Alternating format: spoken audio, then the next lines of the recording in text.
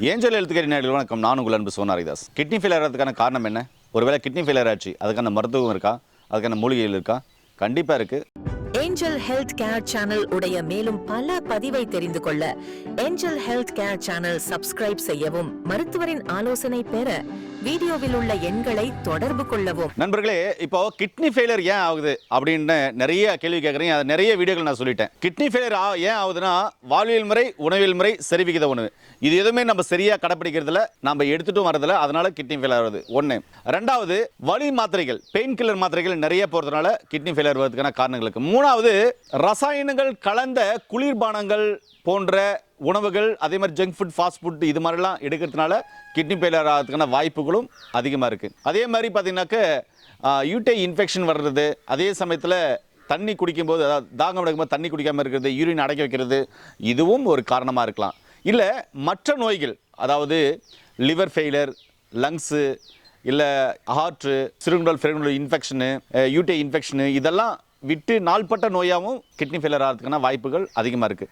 இல்லை உணவுகள் மாறி மாறி சாப்பிட்றதுனால, உணவுகள் சாப்பிடாமல் இருக்கிறதுனால, இல்லை தேவையான உணவுகள் கொடுக்காமல் இருக்கிறதுனால, இல்லை தேவைக்கு அதிகமான ஊட்டச்சத்துக்களை உடம்புக்கு கொடுக்கறதுனாலையும் பார்த்தீங்கன்னா கிட்னி ஃபெயிலியர் வரதுக்கான வாய்ப்புகள் இருக்குது அப்படின்னு சொல்லிட்டு நம்ம நிறைய வீடுகளில் பேசிட்டோம். கிட்னி ஃபெயிலியர் வந்துருச்சு, டயாலிசிஸ் பண்ணிட்டுருக்கோம், இல்லை மருந்து மாத்திரைகள் எடுத்துக்கிறோம், என்ன செய்யலாம்? இதுக்கு சித்த மருத்துவத்தில் என்ன மூலிகைகள் இருக்குன்னு நிறைய பேர் கேட்டிருக்கீங்க. அற்புதமான கேள்வி. நான் மூலிகைகளும் சொல்கிறேன், உணவும் சொல்கிறேன். நீங்கள் கடைபிடிச்சுவாங்க. ஒருவேளை கிட்னி ஃபெயிலியர் இருந்தால் மெல்ல மெல்ல மெல்ல மெல்ல மெல்ல மெல்ல உங்களுக்கு குணமாகிறத நீங்கள் கண்கூட பார்க்கலாம். ரொம்ப சிம்பிளுங்க. கிட்னி ஃபெயிலியர் ஆச்சா, இனிமேல் கவலைப்பட வேணாம். நீங்கள் டயாலிசிஸ் பண்ணுறது பண்ணுங்கள், அதுக்கப்புறம் மருந்து மாத்திரை எடுங்க. அதோடு சேர்த்து உணவாக நான் சொல்கிறத எடுத்துகிட்டு வந்தீங்கன்னா உங்களுக்கு EGFR அது படிப்படியாக இன்க்ரீஸ் ஆகிறதையும், கிரேட்டின் யூரியா படிப்படியாக குறையிறதையும், HB ஹீமோகுளோபின் படிப்படியாக உயர்றதையும் கண்கூட பார்க்கலாம். கிட்னி ஃபெயிலியர்னால ஏற்படுற பாதிப்புகள், மயக்கம் வர்றது, அசதி சோர்வு, டயர்னஸ் வர்றது, வாமிட் வர்றது, அதே மாதிரி பெயின் இருக்கிறது, காலில் நீர் கொத்துக்கிறது, அதே மாதிரி பார்த்தீங்கன்னா வயிறு உப்பசமாக இருக்கிறது, வயிறு வீங்கிக்கிறது, இது மாதிரியான பிரச்சனைகள், கிட்னி இருக்கிற இடத்துல வலிக்கிறது, யூரின் போகாமல் இருக்கிறது, இது மாதிரியான சிக்கல்லேருந்து நீங்கள் சீக்கிரமாக வெளியே வரத்துக்கும், ஒரு சிலருக்கு உடம்பு ஒல்லி ஆகிடும்.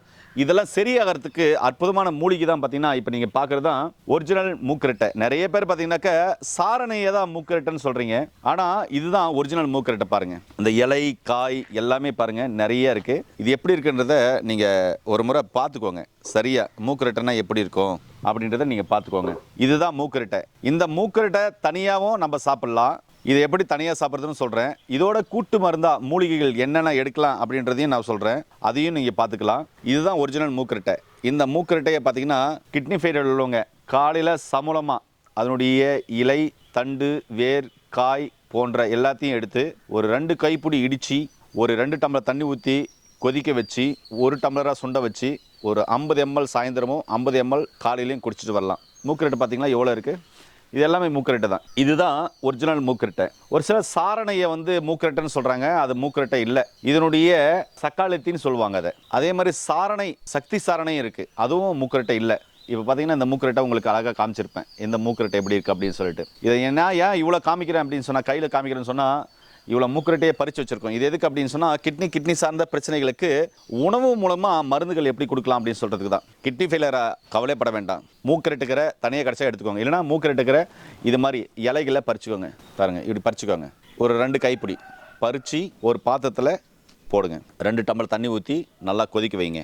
100 ml சுண்டனோடனே காலைல 50 ml, சாயந்தரம் 50 ml குடிங்க. கிட்னி ஃபெயிலியர் உள்ளவங்க 3/4 லிட்டர் 1 லிட்டர் தான் அதிகபட்சம் குடிக்க சொல்லுவாங்க. அந்த 1 லிட்டர் 3/4 லிட்டரில் இது அணைக்கணும். அதனால தான் காலையில் 50 ml, சாயந்தரம் 50 ml.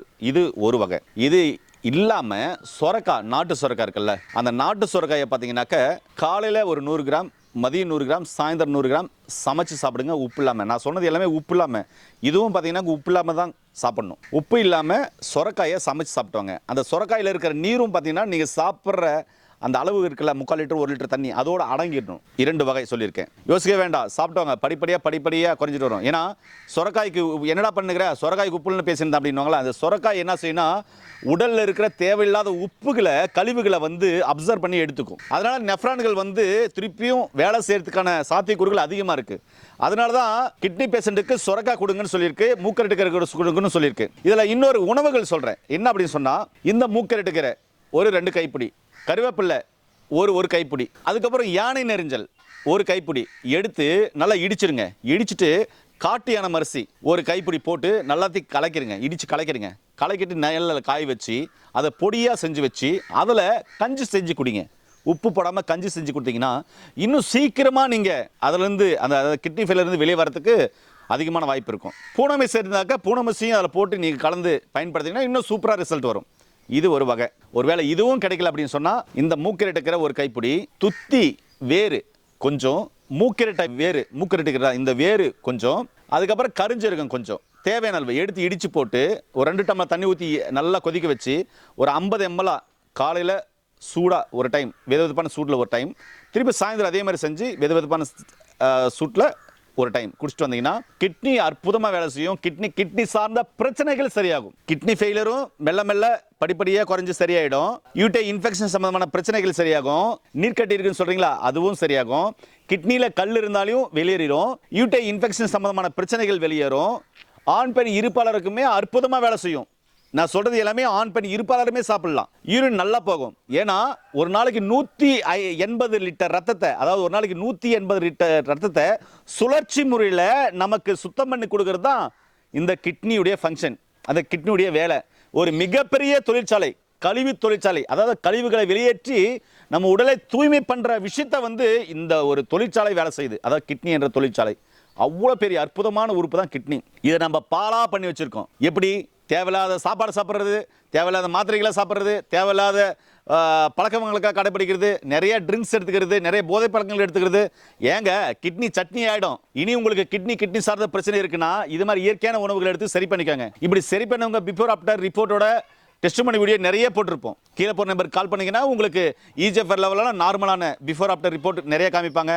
யூரியா கிரியேட்டின் அதிகமாக இருந்து நார்மலான ரிப்போர்ட் காமிப்பாங்க. இதெல்லாம் ஏன் அப்படின்னா சித்த மருத்துவத்தில் இதுக்கான மூலிகைகள் இருக்கு அப்படின்ற விஷயத்த உங்களுக்கு முன்வைக்கிறேன். இதுக்கு இன்னொரு பேர் இருக்கு மூக்கரட்டிக்கு, புனர்ணவாசா அப்படின்னு சொல்லிட்டு.